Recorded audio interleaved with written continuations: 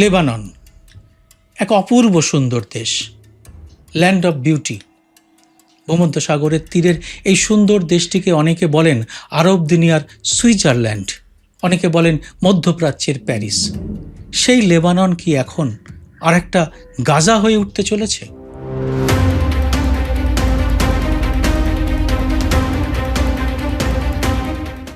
ইসরায়েলের যুদ্ধ অপরাধী নেতানিয়াহু কি আরও ভয়ঙ্কর আঘাত হানতে চলেছে এই দেশটির উপর? সেখানকার মানুষরা জানেন না তারা আর কতদিন বাঁচবেন, শিশুদের কি করে বাঁচাবেন, বাড়ি হারিয়ে লাখ লাখ মানুষকে আর কতদিন থাকতে হবে তাঁবুতে, সুন্দর শহরগুলি আর কতদিন হয়ে থাকবে তাঁবুর শহর। স্পেনের প্রধানমন্ত্রী পেদ্রো স্যাঞ্চেজ লেবাননকে বাঁচাতে বিশ্বকে অবিলম্বে পদক্ষেপ নেওয়ার আহ্বান জানিয়েছেন। তিনি তার টুইটার অ্যাকাউন্টে লিখেছেন, সামরিক অভিযান শুরুর পর থেকে নেতানিয়াহু সম্প্রতি লেবাননের উপর তার সবচেয়ে বড় হামলাটি চালিয়েছেন। মানুষের জীবন এবং আন্তর্জাতিক আইনের প্রতি তার এই অবজ্ঞাকে আর উপেক্ষা করা যায় না এবং এই পরিস্থিতি আর সহ্য করা যাচ্ছে না। এখন স্পষ্ট করে কথা বলার সময় এসেছে। যুদ্ধবিরতির শর্তাবলীতে লেবাননের যুদ্ধবিরতি অন্তর্ভুক্ত থাকতেই হবে। আন্তর্জাতিক সম্প্রদায়কে অবশ্যই এই নিয়ম লঙ্ঘনের কড়া নিন্দা করতে হবে। এরপরে তিনি আরও ভয়ঙ্কর কথা বলেছেন। তিনি লিখেছেন, আমি ইউরোপিয়ান ইউনিয়নকে ইসরায়েলের সাথে তাদের সমস্ত সহযোগিতার চুক্তি স্থগিত করার আহ্বান জানাচ্ছি। এই অপরাধমূলক কাজের জন্য দায় মুক্তির অবসান আমাদের ঘটাতে হবে। স্যালুট পিএম পেদ্রো স্যাঞ্চেজ, কুর্নিশ আপনাকে। বিশ্বের দরবারে এরকম স্পষ্ট করে নেতানিয়াহুর মুখোশটা খুলে দেওয়ার জন্যে। আর এই কথাগুলোই আসলে পুরো লেবাননের কথা। একটা সুন্দর দেশ এখন ধ্বংসের মুখে। আজকের এই এপিসোডে মাত্র কয়েকটা মিনিট ব্যয় করে লেবাননের এই সংকটটা বোঝার চেষ্টা করব। আন্তর্জাতিক উদ্ধার কমিটি, আল জাজিরা, সিএনবিসি এবং উইকিপিডিয়া থেকে তথ্য সংগ্রহ করে এই প্রতিবেদনটি তৈরি করেছি। এতে এতটুকু কল্পনা নেই, আছে কঠোর এবং নির্মম বাস্তবতার কথা। ভিডিওটি শেষ পর্যন্ত দেখে লাইক ও শেয়ার করে এটি আরও মানুষের কাছে ছড়িয়ে দিতে ভুলবেন না। মনে রাখবেন, এটা কোনো বিনোদনমূলক ভিডিও নয়, শুধু আপনাদের মতো সিরিয়াস এবং প্রকৃত শিক্ষিত মানবতাবাদী মানুষের জন্যই এই ভিডিওটি তৈরি করেছি। নমস্কার, সবাইকে আমার এই ভিন্ন স্বাদের নতুন চ্যানেলে স্বাগত। আমি সুব্রত বসু। মাত্র 10,000 বর্গ কিলোমিটারের ছোট্ট এই দেশটি মধ্যপ্রাচ্যের একটি সুন্দর ভূখণ্ড। উত্তরে এবং পূর্বে সিরিয়া, আর দক্ষিণে ইসরায়েল, আর পশ্চিমে ভূমধ্যসাগর। ভৌগোলিকভাবে এই অবস্থানটাই লেবাননের সৌভাগ্য এবং দুর্ভাগ্য।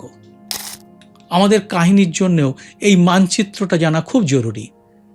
কীরকম এই দেশটি? দেশটিতে 18টি ভিন্ন ভিন্ন ধর্মীয় এবং সম্প্রদায় বাস করেন। মারোনাইট খ্রিস্টান, সুন্নি মুসলমান, শিয়া মুসলমান, দ্রুজ। এখানে রাষ্ট্রপতি সবসময় হন খ্রিস্টান, প্রধানমন্ত্রী সুন্নি, আর সংসদের স্পিকার শিয়া। এরকম একটা অলিখিত চুক্তিতেই চলছে দেশটা। কিন্তু ক্রমশ ইসরায়েলের চোখ পড়ল এই দেশটির দিকে। আর সবাই জানেন কি করে আরব দুনিয়াকে নিজেদের কবজা করতে চাইছে ইসরায়েল, আর ক্রমশ বাড়িয়ে চলেছে তাদের ভূখণ্ডকে। তুলনায় দুর্বল এবং ছোট লেবাননের পক্ষে কি প্রযুক্তি এবং বিজ্ঞানে প্রবল শক্তিশালী ইসরায়েলের সঙ্গে লড়াই করা সম্ভব? তাহলে তারা কি বিনা প্রতিরোধে ছেড়ে দেবে তাদের জন্মভূমি? আসুন আমরা সেই কাহিনীতে এবার ঢুকে পড়ি, শুনি লেবাননের সেই সব মানুষের কথাও যারা এই গল্পের অসহায় উলুখাগড়া। সালটা 1948। ইসরায়েলের জন্মের সঙ্গে সঙ্গেই শুরু হয় আরব ইসরায়েল যুদ্ধ। লেবানন তখন সবে স্বাধীন হয়েছে।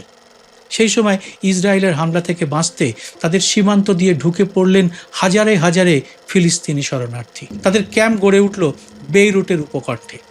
পরে ইসরায়েলের হাত থেকে বাঁচতে সিরিয়া থেকেও পালিয়ে আসা লাখো লাখো সিরিয়ান এই দেশে আশ্রয় নিলেন। মাত্র 60 লাখ মানুষের এই দেশটি এখন ধারণ করছে বিশাল এক শরণার্থী জনগোষ্ঠী, যারা প্রত্যেকেই ইসরায়েলের হাত থেকে বাঁচতে এখানে এসে বসতি তৈরি করেছেন। 1970-এ জর্ডন থেকে বিতাড়িত হয়ে আরও অসহায় মানুষ আশ্রয় নিতে চলে এলেন লেবাননে, কিন্তু এদের হাত ধরে প্রতিরোধটাও এলো।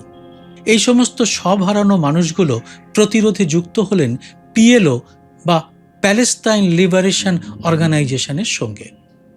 লেবাননের নিজস্ব সেনাবাহিনী অসহায়, দেশটা ক্রমশ ভেঙে পড়তে থাকলো গৃহযুদ্ধে। 1978 সালে ইসরায়েল শুরু করলো অপারেশন লিতানি। ইসরায়েলি ট্যাঙ্ক ঢুকে পড়ল দক্ষিণ লেবাননে। গ্রামের পর গ্রাম পুড়িয়ে দিল ইসরায়েলি সেনা। লিতানি নদী পর্যন্ত দখল করে নিল ইসরায়েল সেনা। তারপর আংশিক প্রত্যাহার, কিন্তু দক্ষিণে ছায়া সেনা তৈরি করা হলো। ইসরায়েলের অস্ত্র এবং অর্থে তৈরি করা হলো মিলিশিয়া সশস্ত্র গোষ্ঠী, নাম সাউথ লেবানন আর্মি। লেবাননের মাটিতে বিদেশি পতাকা উড়ল। এরপরে 1982 সাল, লেবাননের ইতিহাসের সবচেয়ে ভয়ঙ্কর অধ্যায়, অপারেশন পিস ফর গ্যালিলি। পিএলওর একটি আক্রমণকে অজুহাত করে ইসরায়েল ঢুকে পড়ল পুরো লেবাননে। বেইরুট ঘিরে ফেলল, দিনের পর দিন বোমা চলল, আকাশ কালো হয়ে গেল। লেবাননের মানুষ দলে দলে শহর ছেড়ে পালাতে থাকলেন। বেইরুটের সাবরা সাতিলা শরণার্থী ক্যাম্পে হাজার হাজার নিরীহ মানুষকে হত্যা করা হলো। ইসরায়েলি সেনা চারপাশ ঘিরে রাখলো আর আলো জ্বালিয়ে খুঁজে খুঁজে মারা হলো এইসব মানুষকে। পশ্চিমী বিশ্ব দেখল, কিন্তু কেউ কিছু বলল না। আর এই অত্যাচার এবং দখলদারির বিরুদ্ধে জন্ম নিল হিজবুল্লাহ। মুসলিম শিয়া যুবকরা ইরানের সাহায্যে গড়ে তুলল এক শক্তিশালী বাহিনী। তারা বলল, আমরা আমাদের জন্মভূমি লেবাননের মাটিকে রক্ষা করব। 1985 থেকে 2000 একের পর এক গেরিলা যুদ্ধ চালাতে থাকলো হিজবুল্লাহ। আক্রমণ পাল্টা আক্রমণ চলতেই থাকলো। প্রত্যুত্তরে গ্রামের পর গ্রাম ধ্বংস হলো, বোমায় উড়ে গেল স্কুল, হাসপাতাল। লেবানন কিন্তু এখন আর পড়ে পড়ে মার খেতে রাজি নয়। তারাও পাল্টা মার দিতে শুরু করলো ইসরায়েলকে। তবে গেরিলা যুদ্ধে 2000 সালে তারা বড় সাফল্যও পেল। ইসরায়েল সেনা প্রত্যাহার করলো। হিজবুল্লাহ বলল, জয় আমাদের। কিন্তু শান্তি এলো না। সীমান্তে ছোটখাটো সংঘর্ষ চলতেই থাকলো। এরপর 2006 সাল, হিজবুল্লাহ ইসরায়েলি কয়েকজন সৈন্যকে অপহরণ করলো। আর এর ভয়ঙ্কর প্রতিক্রিয়া এলো ইসরায়েলের দিক থেকে। তারা বলল, পুরো লেবাননকে আগুনে পুড়িয়ে দেওয়া হোক। ভয়াবহ যুদ্ধ চলল 34 দিন ধরে। 12,000 বোমা পড়ল। বেইরুটের দক্ষিণে শিয়া এলাকা ধ্বংস করে দিল ইসরায়েল। দক্ষিণের গ্রামে 30,000 ঘর ভেঙে দেওয়া হলো। সেতু, রাস্তা, বিদ্যুৎ কেন্দ্র সব শেষ। লেবাননের অর্থনীতি পিছিয়ে গেল কয়েক দশক। এই অর্থনীতির কথায় পরে আসব। এরপর 2023 গাজায় হামাসের প্রতিরোধ, হিজবুল্লাহ তাদের সমর্থন জানালো। অক্টোবর 8 থেকে তারাও মিসাইল ছুটতে শুরু করলো ইসরায়েলের দিকে। ইসরায়েল বলল, উত্তরের আমাদের লোকজনকে ফিরিয়ে আনতে হবে। 1 বছরের বেশি সময় ধরে চলা এই সংঘর্ষের পর 2024 সালের অক্টোবরে ইসরায়েল দক্ষিণ লেবাননে সরাসরি আক্রমণ শুরু করল। হিজবুল্লাহর নেতা হাসান নাসারুল্লাহকে হত্যা করা হলো। 2024 নভেম্বরে একটি মার্কিন মধ্যস্থতায় যুদ্ধবিরতি হলো, কিন্তু তথ্য বলছে সেই যুদ্ধবিরতির সময় জাতিসংঘ ইসরায়েলের 10,000-এরও বেশি নিয়ম লঙ্ঘনের প্রমাণ পেয়েছে। না, পশ্চিমী বিশ্ব এসব খবর প্রচার করতেই চায় না।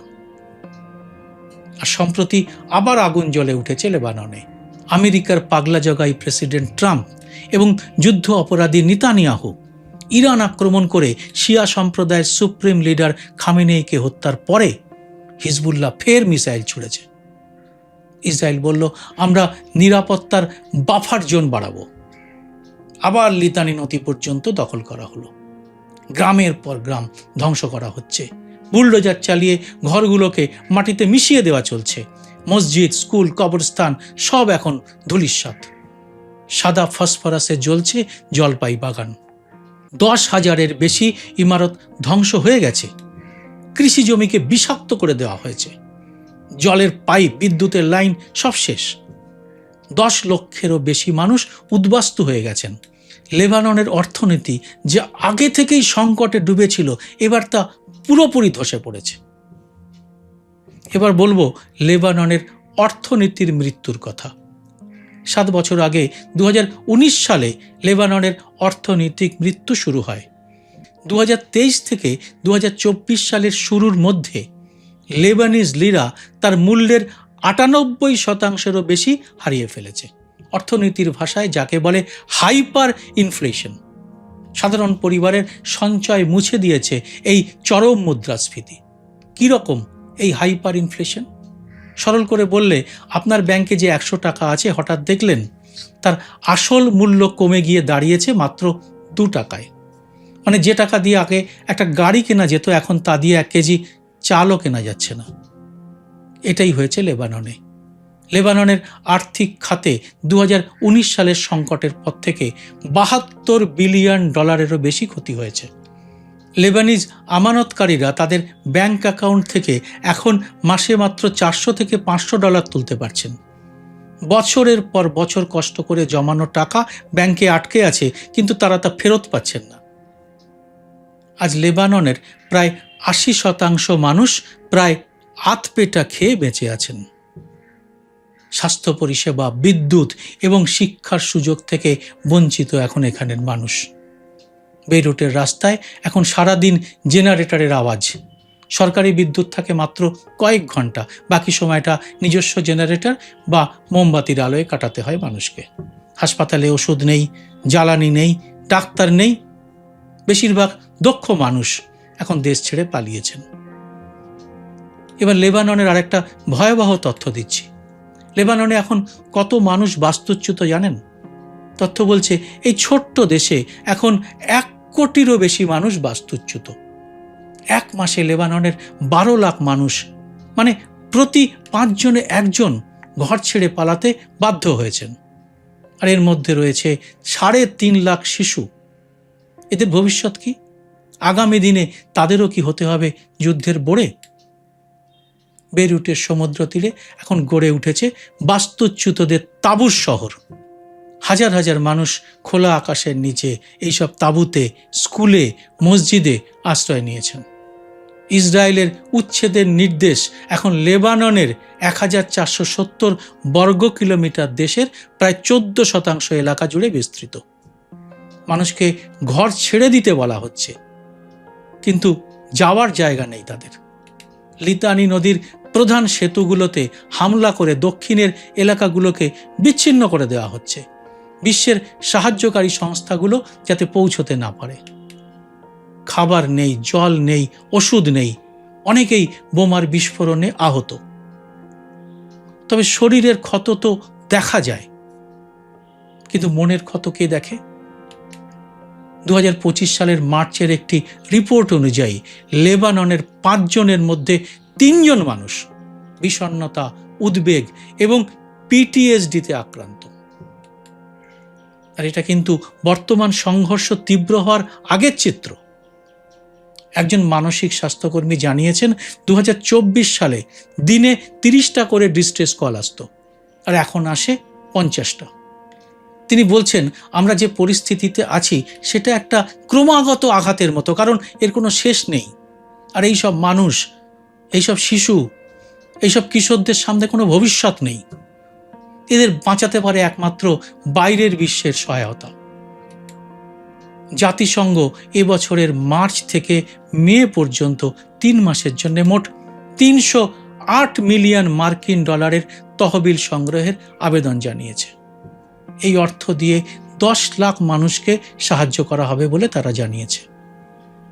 আন্তর্জাতিক উদ্ধার কমিটির প্রেসিডেন্ট ডেভিড মিলিব্যান্ড বেইরুটে গিয়ে এক্ষুনি যুদ্ধবিরতি এবং মানবিক সহায়তার পথ খুলে দেওয়ার জন্য দাবি জানিয়েছেন। একজন স্বেচ্ছাসেবী রেনা আইয়ুবি সংবাদ সংস্থাকে বলেছেন, যাদের অবস্থা সবচেয়ে শোচনীয় তারা হলেন প্রবাসী শ্রমিক, সিরিয়ান এবং দীর্ঘমেয়াদী রোগে আক্রান্তরা, যেমন ক্যান্সার রোগীরা যারা ইনসুলিন নেন রোজ, তাদের সংরক্ষণের জন্য ফ্রিজও নেই, তারা সবচেয়ে বেশি কষ্টে আছেন। কিন্তু ইসরায়েলের নেতানিয়াহুর কানে কি এই সব মানবিক বাণী পৌঁছবে?